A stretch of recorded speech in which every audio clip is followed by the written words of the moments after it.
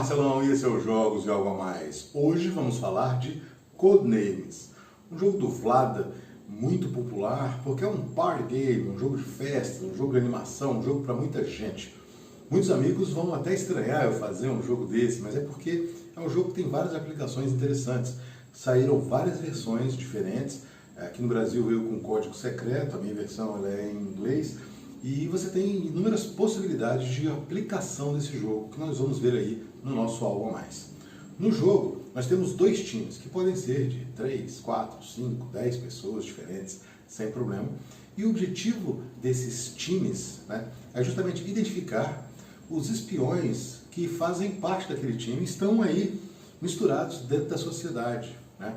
Na sociedade você tem espiões do time azul, espiões do time vermelho, você tem um assassino, e você tem aí transeuntes, pessoas populares que não tem nada a ver com nenhum desses dois lados. Né? Tudo gira em torno disso aqui, que é o famoso gabarito. Né? Então você tem vários números diferentes aí, você encaixa ele, você pode encaixar em qualquer posição, e apenas os dois capitães, né, das duas equipes é que têm acesso a isso aqui e vão passar a informação. É um jogo de palavras. Então aqui eu tenho uma matriz de 5 por 5, certo? Onde você tem 25 palavras aleatórias em cartões, né? Que você tem duas palavras, uma de cada lado, né? Você escolhe uma, então a jogabilidade é altíssima, ainda mais por esses cartões também, né? E basicamente tira-se a sorte e o time que for começar vai estar aqui, ó. Aqui no caso é o time vermelho. Então o capitão vermelho ele vai simplesmente falar uma palavra e um número. Esta palavra vai dizer uma mensagem criptografada, né, para os seus comandados, para as pessoas do seu time, de modo que as pessoas acertem aí quem são os espiões, aonde que estão localizados os espiões, qual é o codenames desses espiões, certo? Então, aqui o time vermelho, ele tem essa localização, né? E aí ele sabe exatamente aonde que estão os espiões para ele poder dar a palavra. Então ele olha para cá, olha para as palavras todas, essa parte é muito trabalhosa, você tem que ser um bom capitão e tem que conseguir passar a mensagem de maneira adequada para a sua equipe. Obviamente que depois de você falar a palavra e o número, você não pode mais fazer nenhum gestual, nem nada, você tem que ficar muito sóbrio para que os seus comandados consigam deduzir isso aí. Então, esse jogador simplesmente vai falar, olha aqui, cidade 2. Ou seja, ele deu a pista para a sua equipe. Cabe a sua equipe olhar para isso aqui e ver, olha, você tem Nova York, você tem Tóquio, tem Austrália, Bermudas, quer dizer, você tem algumas possibilidades, mas pela lógica, né, pelo que ele falou, ele vai indicar Nova York e aí vai conferir aqui. Nova York, tá certo, então você identificou um espião vermelho. E Tóquio, né, tá aqui, outro espião vermelho. Então na matriz, você falou certinho, passou a mensagem, ok.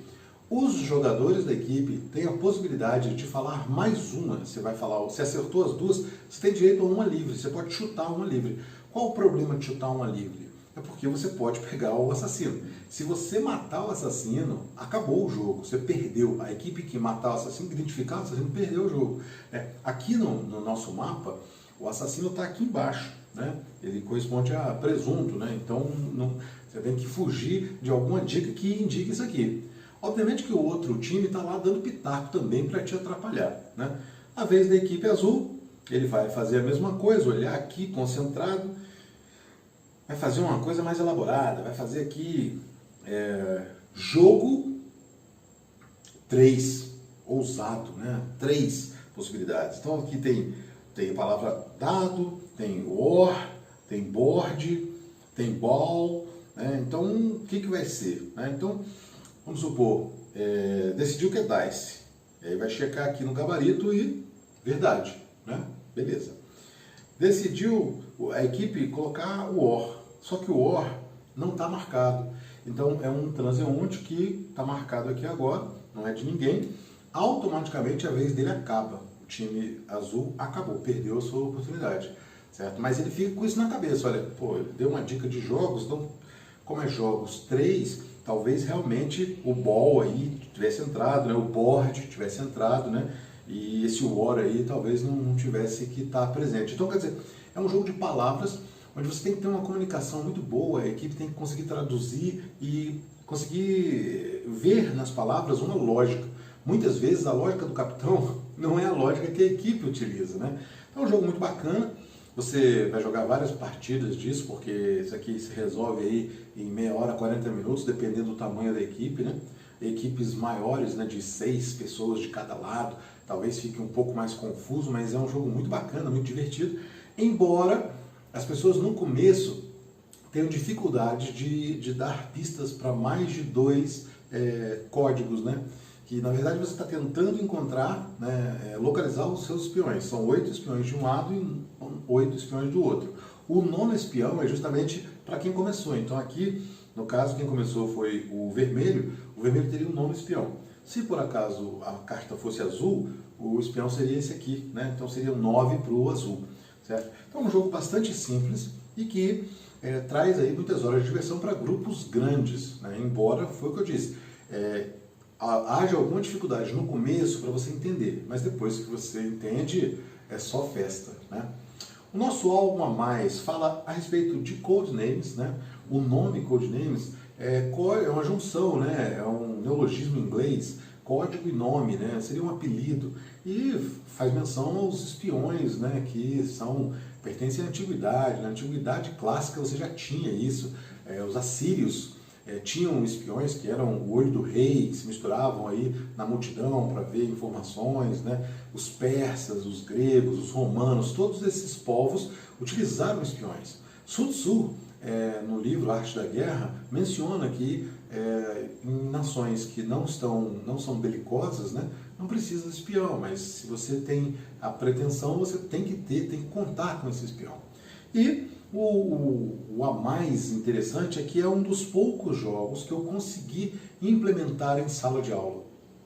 Obviamente que eu não utilizei essa dinâmica, né? Eu não levei nem o jogo, mas eu escrevi no quadro 25 palavras, né? Montando uma matriz 5x5 e utilizei essas cartinhas aqui. E aí eu tinha as 2 equipes formadas por vários alunos de um lado e de outro, e os termos que eu escrevia na lousa seriam termos, no caso químico, né, de acordo com a temática da aula.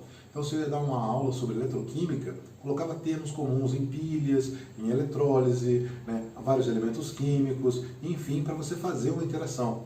Se você vai fazer uma aula sobre história, você pode tranquilamente escrever aí vários termos históricos para justamente fazer uma maior sinergia entre as palavras e explorar um pouco o lado lúdico do conhecimento, né?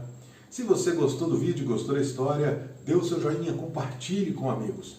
Como sempre, depois do jogo, agora nesse ano de 2022, amanhã à noite, às 22 horas, não percam a minha live, onde eu vou falar um pouco mais desse jogo, mostrar um pouco mais das cartas, né, falar de algumas versões, de algumas possibilidades, né, e sugestões e comentários são sempre bem-vindos. Até a próxima!